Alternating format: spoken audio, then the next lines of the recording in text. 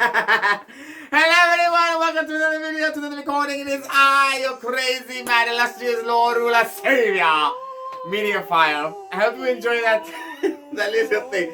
That was my impression of Mariah Carey.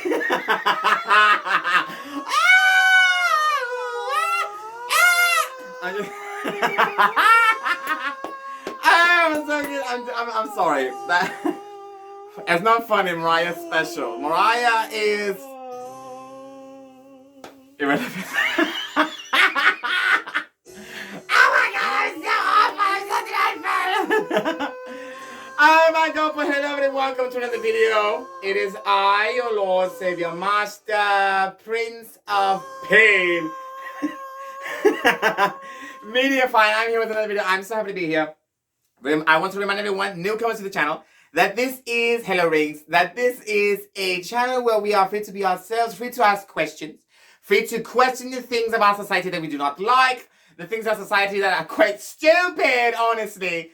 We are surrounded by it, hence why we are rejects. No one likes our opinions, ideas, who we are, who we identify as, or what. But it is something that we are trying to deal with and trying to find a safe place, a safe haven, as it were. And that is what the channel is. So, oh my god, just a lot of things are happening everywhere. No one knows what the bloody hell they are doing. I am fed up with the whole political climate. In your realm, it is absolutely disgusting. Oh my god, but there are so many developments, so many things happening. You know, I honestly could care less for what's happening. You know, I saw a couple of fires. I was like, maybe this will, you know, distract them or whatever. I have a lantern of them. And so random! I know, I'm sorry. I'm just all over the place. But my candles are dying. You know, well, they're losing weight. Oh my god, I feel so happy. I will tell you why. Anyone who perhaps works with me knows. I recently put my 2 weeks in. Fuck you! I'm so happy! Oh my god, I could cry! Oh my god, the amount of pressure of my work is immense. It's disgusting. It's all over the fucking place, and I'm so happy. I'm going to be done with it. Oh my goodness, no, Father be praised. But no. I'm making a couple rounds, making some preparations for things.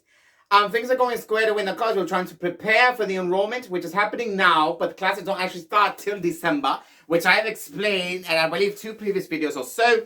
That is where we're going to start the classes in December, right around Christmas time, you know, a little bit before that. We want to get the students ready, and our curriculum is going to have other things that the parents are looking for, that the hybrids need to thrive in a mate-driven society. They themselves are equals in this, you know, struggle we call life, unfortunately. But I don't feel it is just to make it any harder on those that do not truly wish this for themselves or do not exactly understand the ramifications for their actions. So that is what I am doing. That is what I am trying to, you know, implant in my society. I have the opportunity to enact a change that I would like to see. And frankly, I feel as though I am perhaps going the right way. I am taking consultation from other members, other teachers, other masters besides myself, even peepers, that's something else, no. Even people that are my forebears, people that were even my masters at a time when I was in school, and they were giving their advice on certain things because they were a bit old-fashioned, but they understand that the way things are going, they also do not agree with it. But there's a couple of things that perhaps, you know, should just divulge to you, aside from the whole enrollment thing. I had a scuffle with a few of the teachers. Nothing major, nothing serious. There were some words that were thrown around. They called me something very inappropriate. I cannot say it here or else somebody break the lens. It is that powerful. But they did not like me for me being myself, and I don't like them because they breathe. So but I had to deal with it for a while. We went on a few duels. I had a few scrapes, a few burns, a few bruises, but they've healed up with some nice ointment and semen. So I'm just joking. No, I'm not about the ointments. But this, you know, but it's a lot of things I'm trying to do for myself and for my people, the rejects, who inevitably end up being the hybrids. And though before I had my reservations about their kind, their ick, for so much research and for explanations I've just given to you off the bat, as it were, Quite frankly, it is, quite unjust of me to not take my own word into account. So I did all these things in the hopes of, creating a safe space for people like myself that feel as though we are isolated, perhaps too different to fit in any specific place. And the hybrids are a prime candidate, it turns out. And even majors and anyone else, even you people, the mundane, my esteemed, my illustrious guests.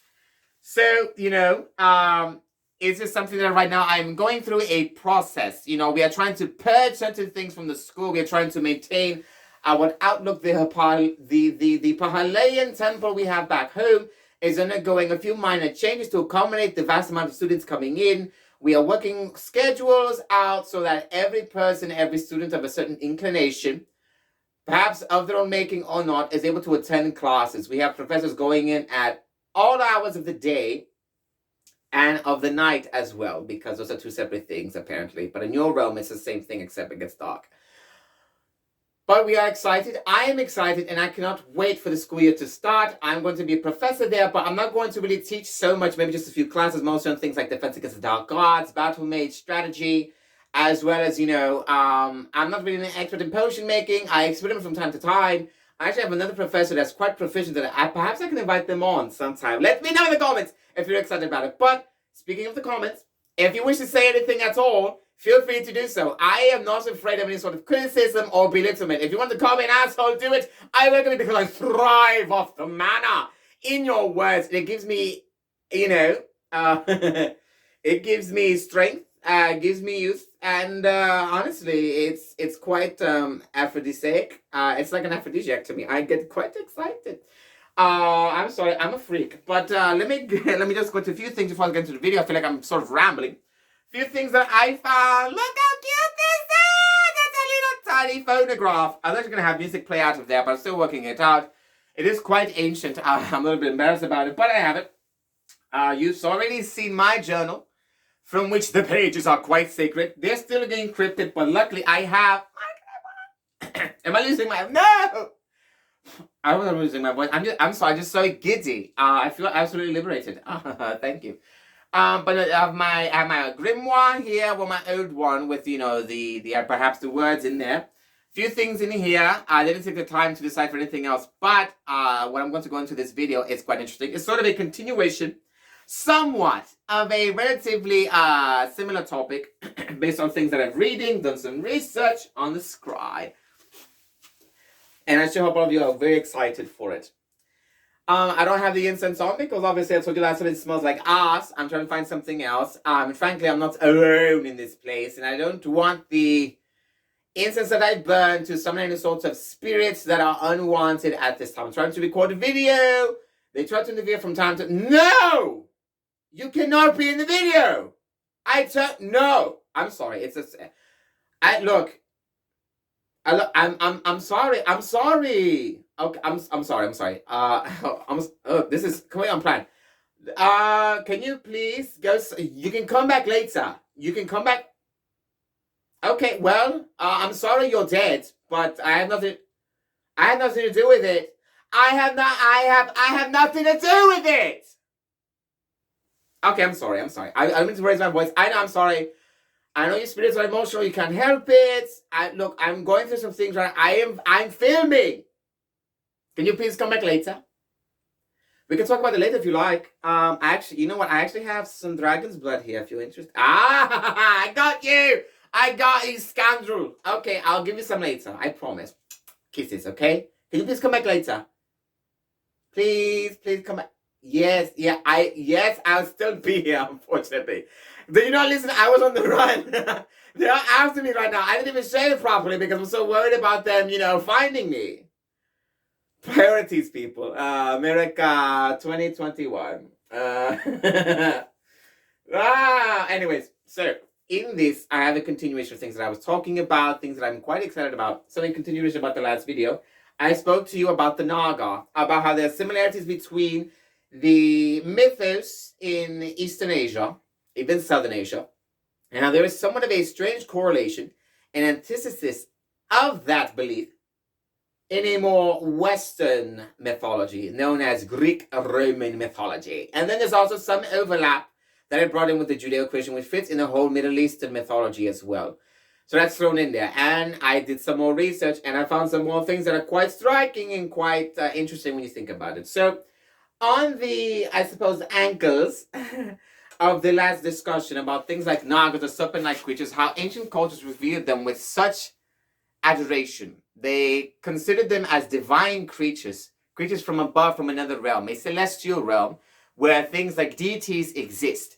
And so they have the idea that serpent-like creatures, or I believe subspecies of that divine creature, the creature they consider divine anyway, are in turn themselves divine, or I believe hold some sort of symbolic nature attributed to the divine. Things like snakes, serpents, alligators even fall into the account, because alligators are technically serpentine in form, and fish, believe it or not, are technically serpents of a particular kind, though over time they sort of changed a bit. Like I said, the laws of the New World have sort of changed, sort of, deformed them to a certain degree, where they're not entirely serpent-like how they used to be. In my realm, like the dragons of your old stories, which are probably dead by now because of a lot of things. Some could be in hiding, but there's a lot of things and correlations I told you in between. How, for example, the Naga is depicted in many, imagery among the Hindu or Buddhist temples, even the storybooks, as being serpents that are large, gilded. And then I brought to you the comparison between the gilded serpent mentioned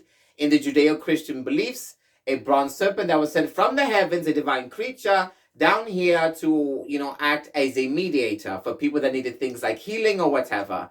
Nagas have a similar fashion in Eastern mythology, and some of them are able to inflict curses and things like diseases as well. So that sort of ties then into the Greek mythology, which then has them as, the antithesis of their pantheon, of their belief systems. They are monsters or creatures created by other deities known as titans or whatever. They wreak havoc, destruction.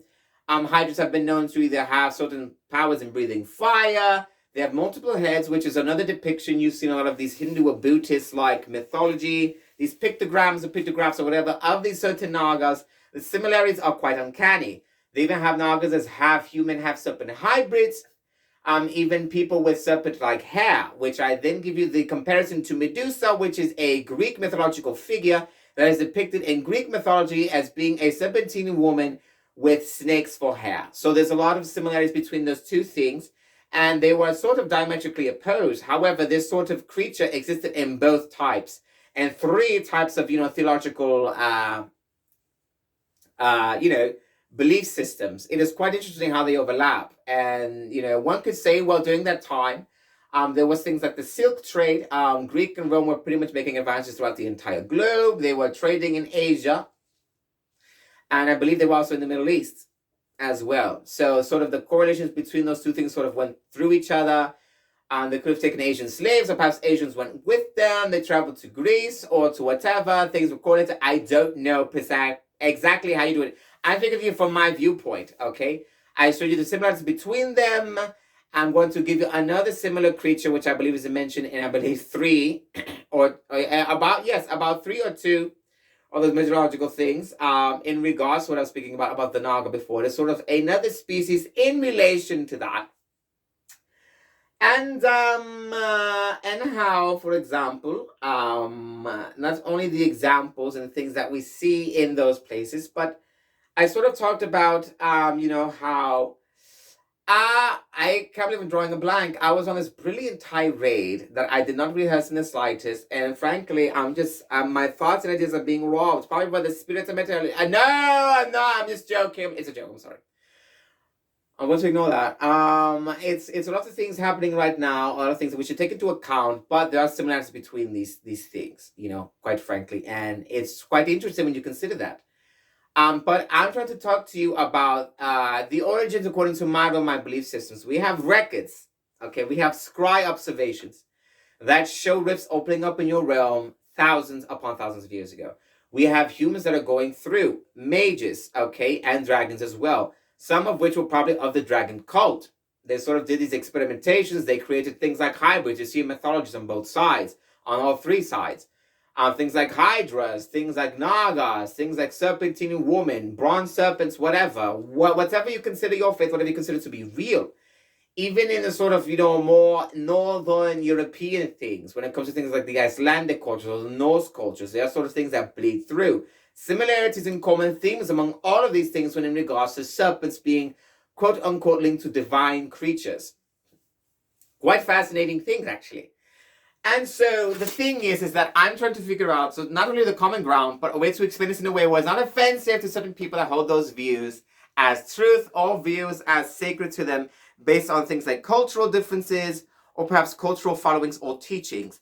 However, I'm simply trying to implore to all of you that what I'm going to say, I'm trying to say in a most politeful manner that is quite educational and fascinating just to think about. So in regards to the Naga, I told you that these were most likely a cult of mages from my realm that came over very early on in your Earth's history. They were doing illegal experimentation, splicing the DNA of humans or slaves or whatever with that of the native creatures of your realm or even creatures from my realm. Things like griffins that were not supposed to happen. And then there are side effects that come from the splicing of the DNA of the blood types between these creatures, as well as things like the mental capacities beside each one. Over time, the more animalistic natures take effect, and if they do not, you have a creature like a human, thinks like a human, but with certain animal tendencies. That seem to have most of it intact, but that's an extremely rare case. Nowadays, you have things like hybrids, quite example. And so that's why they are on watch all the time. We are trying to be as, kind to them as possible. We also let them know that they are subjected. They are increasingly at risk of, enacting a sort of animalistic-like or beast-like behaviors. And that's what we don't want in our society. But we're giving them treatments and we're trying to figure out a way for a cure.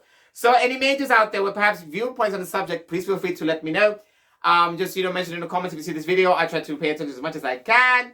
At some of the email, like I said, I'm being on the run, so I can't really give you too much information. But with that said, I will go into the bulk of what I wanted to talk about. And I apologize ahead of time if perhaps I look a bit, blurry or whatever. Like I said, I'm working with the lighting and everything else. It was quite nice last video. I think it's quite nice here. And honestly, having the lighting from these candles, which are real candles, in fact, well, most of them, magic. It can affect the lighting, and that's other things happen. If I go over here, it looks a certain way. If I go over here, it's different. If I go up here, you can see me. But the focus, the matter is that there are striking similarities when it comes to these sort of belief systems. So on the subject of the divine serpent, there are a lot of overlaps. I went into the Greek mythology, the Eastern mythology. Now we'll go into the Middle Eastern, which concerns the things, mostly the the Jewish things, or even Sanskrit and the Aramaic cultures that have nothing to do with the Jew thing, and even the Norse culture, which is quite interesting. So, for example, when I was doing my deep dive into a certain subject, this one sort of popped up in my head again. And so I was like, well, I need to sort of come up with a way to sort of, explain my thesis on these certain matters. And what I found was quite striking, quite interesting. So in all four of these religions, they mention something known as a large serpent. Things that are capable of devouring people, devouring worlds. We have serpents that have like that kind of thing, too enormous, like what I'm about to mention. But things like nagas or large serpents, or things like hydras or something else that are also large serpents that have, direct correlations between each other in terms of description. We have things known as a Jormungundyr. I'm assuming that's how it's pronounced, which is known as the world serpent in the Norse mythology, that is told to be something responsible for devouring a large part of the world, even a part of the population during Ragnarok. Ragnarok is the end times in Norse mythology where the gods go to war. And the whole reason why they take warriors into Valhalla is because Odin is gathering an army to fight against the opposing force at the time of Ragnarok. It is known as a time of reckoning. The gods will be, dethroned, killed, or whatever. It's a glorious battle that they absolutely love. And the earth will probably suffer for it. It mentions a large wolf. I forgot the wolf's name or whatever, but apparently this wolf is also quite large, going to be devouring parts of the world as well. But the serpent is what I'm mostly focusing on. The serpent is of a divine inclination, as though it goes in direct ties against the gods. I think it is an offspring of the giants or whatever it was. And it may be one of the gods or whatever. And so there's going to be certain gods. I believe Thor fights against this thing. I can't remember whether or not he loses or wins. It's sort of a bloodbath on both sides. But it mentions a large serpent that's capable of devouring the world. So then I was doing a bit more deep dive, and then I found in the Middle Eastern religion or mythology, it mentions something known as, I believe, a Falak, or a Phalax, or whatever it is. I could be getting the thing wrong. or whatever. But in the mythology, it is also depicted as being a giant serpent that lives, I believe, in a specific circle of hell, or I believe in the afterlife.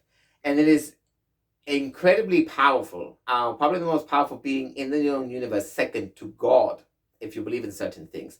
And according to this belief system, the only reason why the serpent hasn't devoured the world itself or half of the entire universe is because of its fear of judgment from God, who is a supreme being that governs the entire universe.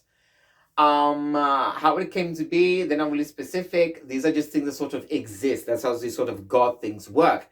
They simply are. There's no real way of discerning how they came into being, and if they're real at all, they never really divulge how they exist. Perhaps they don't even know.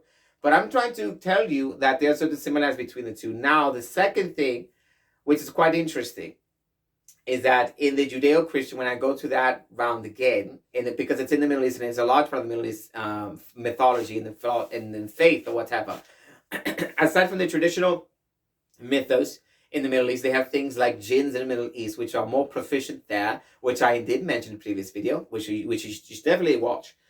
But it mentions the Falak, and the Falak is a sort of giant creature that is capable of swallowing the entire world. And then I told you in a previous video how the world serpent, which is mentioned by a different name, I mentioned how there's a certain site or whatever that considers a creature like this plausible, and that it's perhaps living in the world right now in the ocean, somewhere in Southern Asia, which there's a lot of influences of things like serpents being divine, and things like dragons of that nature. Is a giant serpent real? I can say, for example, I cannot see it, but we are doing certain researches in the basis of the ocean. We are finding things quite alarming. I'm not going to lie to you. There is some shady shit happening in the ocean right now. The reason why is because no one can really go there to observe properly because it's extremely vast, it is dark, and it is incredibly hostile to traverse because of the immense pressure and the creatures that dwell within it. It is a marvelous place to be doing experimental research and illegal research, to be honest. All you have to do is pretty much have a huge cabal of mages with resources, open up a little, a sort of hub within the ocean that pushes out all the water. You can make it as large as you want. And because the ocean is so dreadfully vast, it is very hard to pinpoint the location. We've been looking for them for a couple of decades and we cannot find the bastards. So if you have any knowledge, please let us know. But it is quite interesting when you consider that. Large serpent-like creatures. So you have things like the Viking mythology, things about Jormungundyr, or whatever the hell the bloody thing's name is.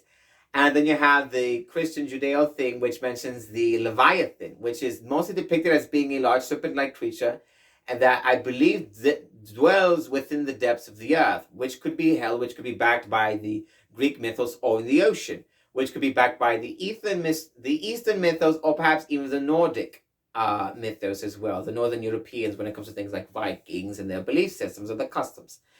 But and sometimes when it comes to things like the Leviathan, which is something that we've heard many times before, because many people within the United States, there's a large, Christian Judaic belief system here, almost half of the population. So people know of the word, they've heard it before. But it is essentially described as a creature with skin-like shields, very hard to penetrate. It is rather large, capable of devouring, crazy things like that. But a lot of depictions have it as being a serpent. Other people, I believe scholars, have sort of deduced that it is perhaps a crocodile of some sort, or perhaps an alligator, whose skin is rather tough, and it looks like shields and whatnot, and it's sort of hard to, I believe, skewer or whatever because of their tough flesh or hide.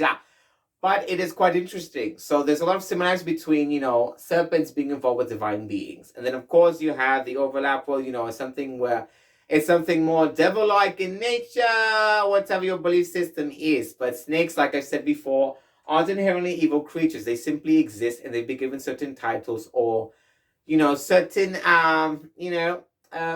prestige, or I believe adoration or reverency, due to certain belief systems and customs. But it's quite interesting when you consider that fact. And now, you have things like serpents that dwell within the ocean, things like eels, things like actual sea serpents that are, believed, incredibly toxic. And serpents seem to inhabit the entire globe. And so you sort of wonder, well, is there some sort of truth to these sort of things? And I tell you, yes, there is.